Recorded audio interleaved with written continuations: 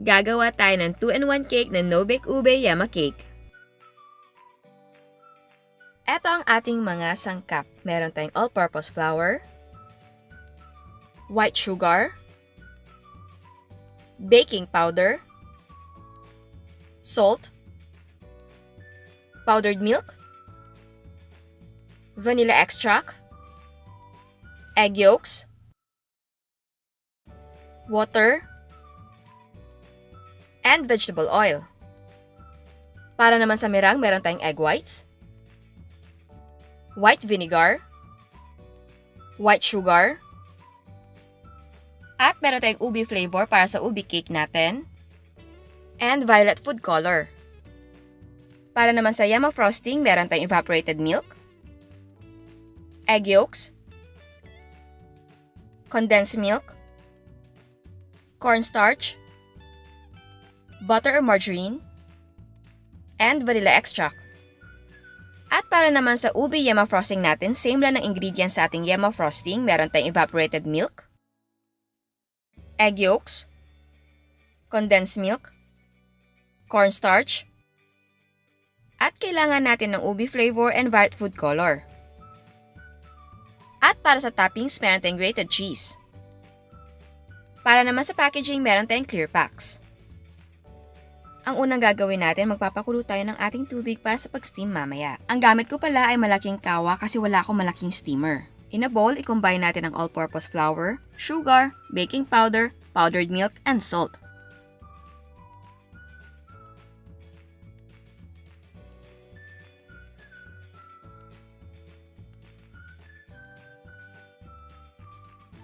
And then mix well.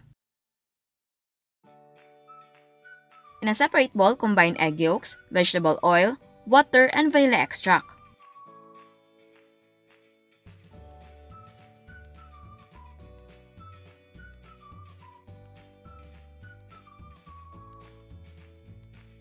And then mix until well blended.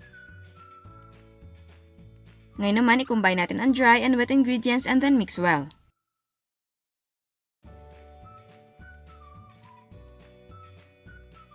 Para naman sa meringue, ilagay natin ang ating egg white sa ating mixing bowl. Tapos i-beat natin until foamy.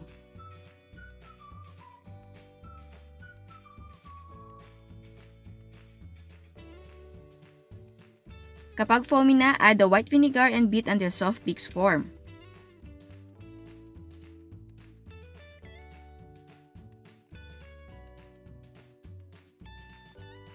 So ayan, soft peak na siya. So gradually add the sugar and beat until stiff peaks form.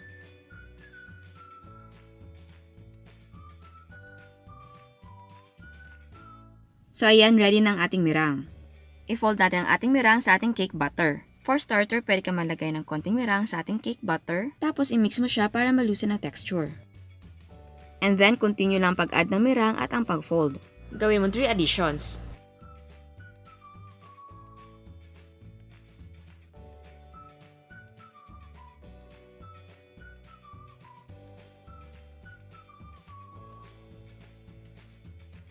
Ngayon, i-divide natin ang ating cake butter into 2 equal parts. Pwedeng gumamit ng timbangan para siguradong pantay ang pagkaka-divide. So sa kalahating cake butter, mag-add tayo ng 1 teaspoon of ube flavor and 1 teaspoon of violet food color. And then i-fold natin.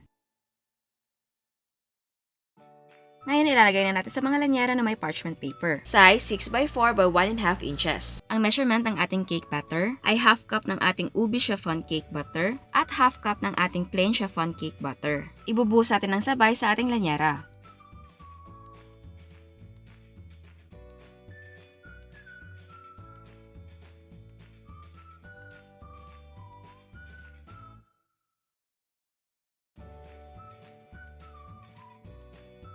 And then repeat steps for the remaining cake batter.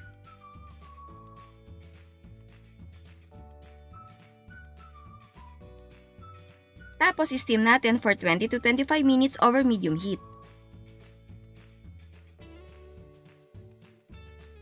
At huwag kalimutan na i-wrap ang lid with clean cloth para hindi matuluan ng tubig ang ating cake.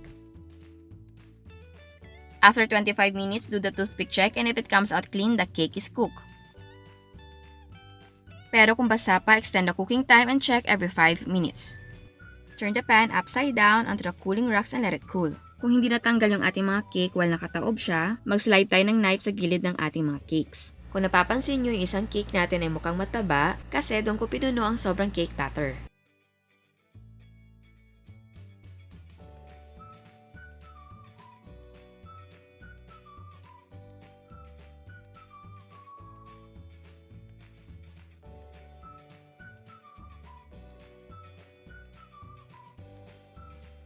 And then remove the lanyera and peel off the parchment paper.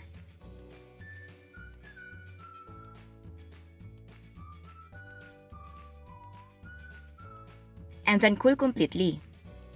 Ngayon naman, gawin natin ang ating Yema Frosting. In a pan, i-combine natin ang evaporated milk and cornstarch.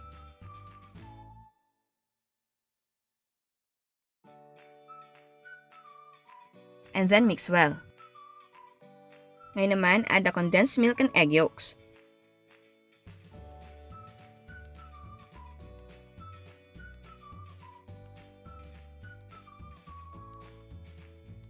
And then mix well. Ilipat natin sa stove and turn the heat on. Cook over low heat at continue lang paghalo until maging thick yung ating mixture.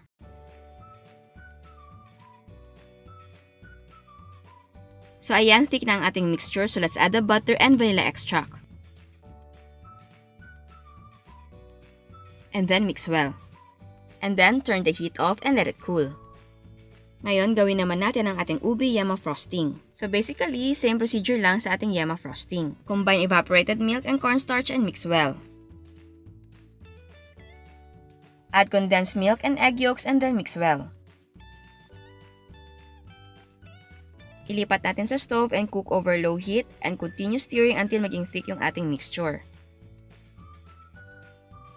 So ayan, thick na siya. Let's add the ube flavor and violet food color.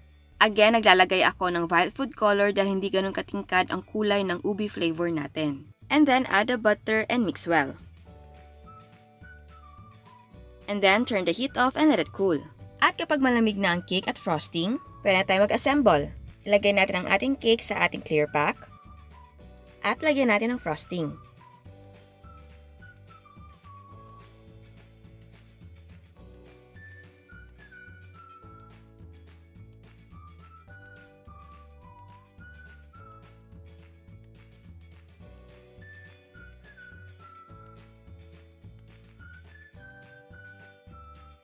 At palagay tayo ng grated cheese para sa toppings.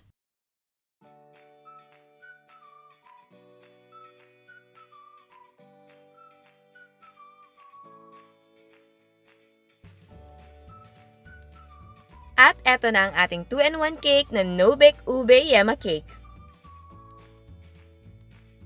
At bago tayo mag-taste test, sa hindi pa nakasubscribe, please subscribe sa ating YouTube channel. And please click the notification bell para ma-notify kayo sa mga bagong uploads. So ayan, titikman na natin. Galing siya sa chiller. Kasi hindi ko pa siya kinain agad. Ayan. Ang sarap. Ang sarap. Oh my God. And promise ko sa inyo, hindi siya ganun katamis. Diba ang dating niya, parang ang tamis naman niya tignan. Pero hindi. Intimidating lang yung itsura niya, pero ang sarap, napaka-balanse, and nakakatulong talaga yung cheese para, yun nga, mabalance yung tamis niya. Ang sarap. Tikman naman natin tong ube natin.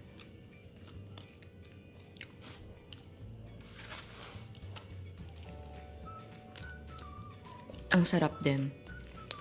Hindi siya overwhelming. Tapos, hindi talaga siya yung ube na talaga. Ube and yema talaga yung lasa niya. Sarap. Nga?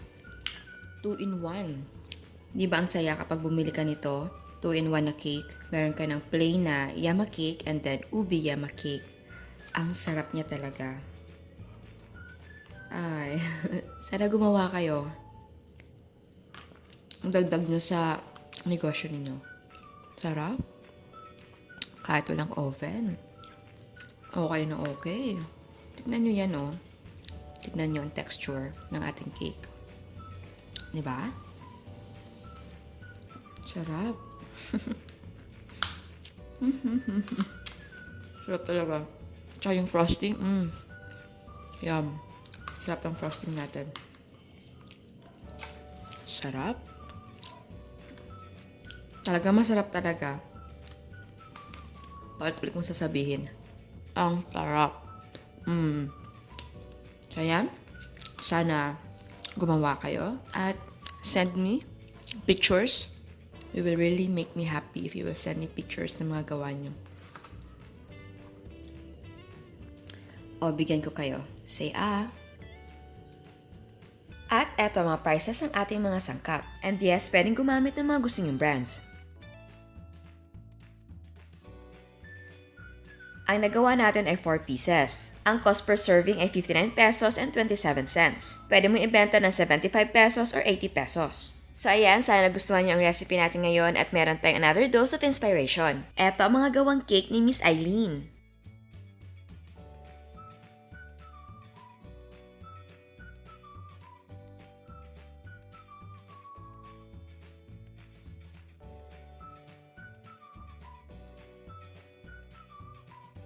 At meron siyang chocolate mousse and ubi graham float. At eto naman ang custard cake ni Miss Arlene. At may custard cake din si Miss Concepcion.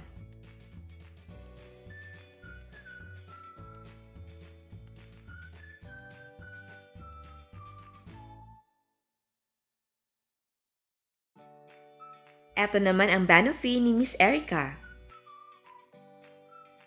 Eto naman ang mga graham float ni Miss Mariel.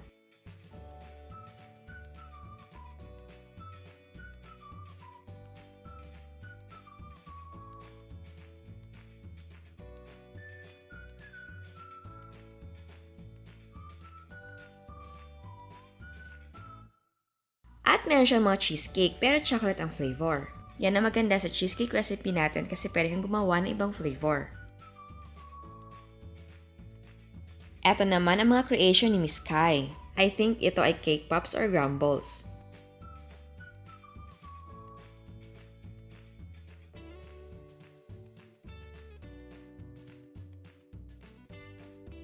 At meron siyang mga graham floats.